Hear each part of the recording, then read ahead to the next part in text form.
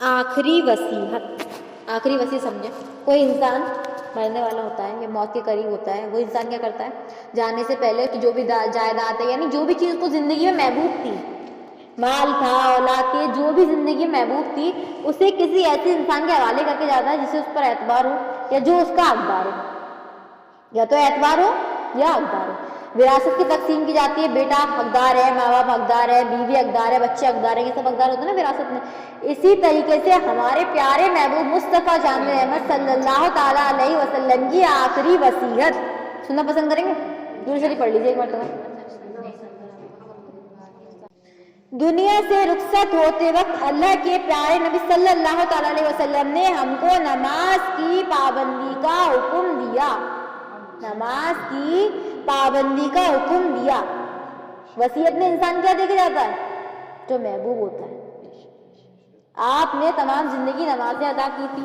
नमाज क्या है? अल्लाह की मोहब्बत। नमाज सर से लेके पाँव तक दुआ है। जब नियत बांधते हैं, अल्लाह अकबर कहते हैं, सुभान बिल अज़ीम, सुभान बिल आला, सब टोटली दुआ ही दुआ है।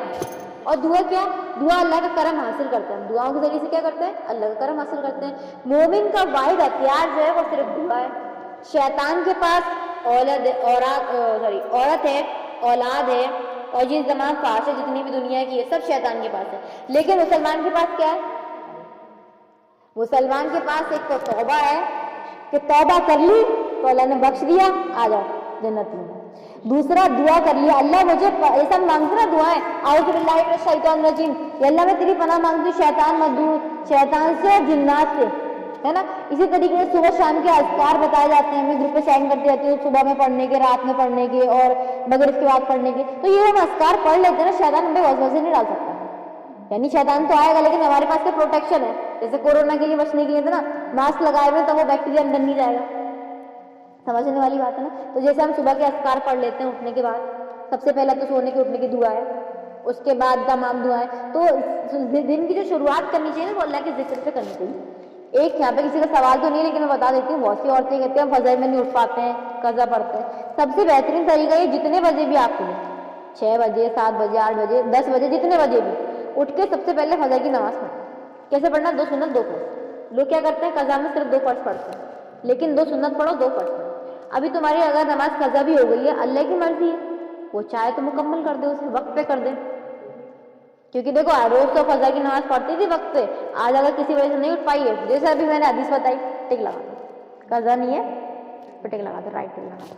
तो अल्लाह बड़ा मोहब्बत करने वाला है। अल्लाह की मोहब्बत को समझते ही नहीं है लोग। कैसे समझेंगे अल्लाह की मोहब्बत को? जब अल्लाह के साथ वक्त गुजारेंगे, कैसे समझेंगे? कैसे समझेंगे?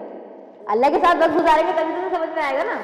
अब कोई इंसान है, किसी इंसान से मोहब्बत हो गई, दिनों रात उसी के साथ है, कहीं साथ में आना, साथ में जाना, बीवी की जब निकाह हो जाता है, शौहर के साथ हो जाते वक्त, ताकि अंडरस्टैंडिंग बढ़े हमारी। तुम मुझे समझ लो, मैं तुम्हें समझ लूँ। अंडरस्टैंडिंग बढ़ाने के लिए क्या करना पड़ता है? वक्त गुजारना पड़ता है साथ में। तो जब हम अल्लाह को समझना चाहते हैं, अल्लाह की मार्फत को, अल्लाह की खिलकत को समझना चाहते हैं, तो उसके साथ वक्त तो गुजारना पड़ेगा। वक्त कैसे गुजारेंगे? नमाज के जरिए से, तिलावत कुरान के जरिए से, दर्स कुरान के जरिए से, हदीसें पढ़े, ऐसे लोगों की सोहबत में रहें जो अल्लाह की याद दिलाएं, जो अल्लाह के बारे में बताएं हमें कि देखो अल्लाह ऐसा है, अल्लाह रज़्ज़ाक़ भी, अल्लाह रहमान भी, अल्लाह रहीम भी, अल्लाह करीम भी है। अल्लाह की क्वालिटीज को हमारे सामने खोल के रख दी, देखो तुम समझो अल्लाह को। और हम क्या, कैसे लोगों की कंपनी में टाइम गुजारते हैं? अरे वो आएगा 9 बजे बिग बॉस, तू भी देख ले, मैं भी देख लूंगी, ऐसी कंपनी में टाइम गुजारते ना। सबसे पहले तो हमें अगर चाहिए अपने आप को, वाकई अगर कोई इंसान नियत कर ले कि हाँ भाई मुझे तो पाक साफ होना है, मुझे सिर्फ मालूम पड़ गया मेरी जिंदगी का मकसद क्या है, अल्लाह व रसूल, इताअत करनी अल्लाह की, अल्लाह के रसूल के बताए हुए रास्ते पे चलना, तो अपना वक्त अपना कहाँ गुजारूंगी? जैसे मान लो अभी हम एग्जाम्पल बात करें, किसी को IAS का एग्जाम देना है, बड़ा एग्जाम है, IAS का एग्जाम देना है, तो वो अपना टाइम टेबल कैसे बनाएगा? 6 बजे उठ के ये पढ़ना है, 7 बजे उठ के ये पढ़ना है, ये पढ़ना है, ये पढ़ना है, पूरा दिन उसी में, कि वो उसी के अंदर ही रहे, उसी दायरे के अंदर रहे। जो IAS के अंदर क्वेश्चन आते हैं उन्हीं को सबको फेस करेगा, ऐसे फ्रेंड सर्कल बनाएगा। फ्रेंड सर्कल भी तो ऐसे ही लेगा जो उसे बताते रहे कि ये वाला मैसेज आया था, ये वाला एग्जाम जब है, ये वाला एग्जाम जब है, सब बताने वाला होगा उसको। तो हमें क्या करना है, जब अल्लाह के करीब जाना है तो ऐसे लोगों की सोहबत में आना है ना जो अल्लाह के करीब करें। अब बहुत सी औरतें ये कहती हैं यार हमारे घर का तो माहौल ऐसा नहीं है, हमारे यहाँ तो ऐसे लोग हैं। माहौल अपने आप से, माहौल किससे होता है?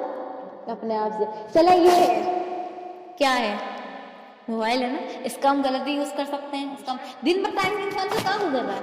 ज़्यादा नहीं तो गुजर रहा है, 24 घंटे में मैं समझती हूँ कम से कम 6 घंटे तो इंसान फोन चलाता होगा। तो अपना फ्रेंड सर्कल इस तरीके का बना लीजिए, जिन लोगों के साथ आप इंटरेक्ट कर रहे हैं वो दीनदार हो, वो आपको दीन की तरफ लेके जाए।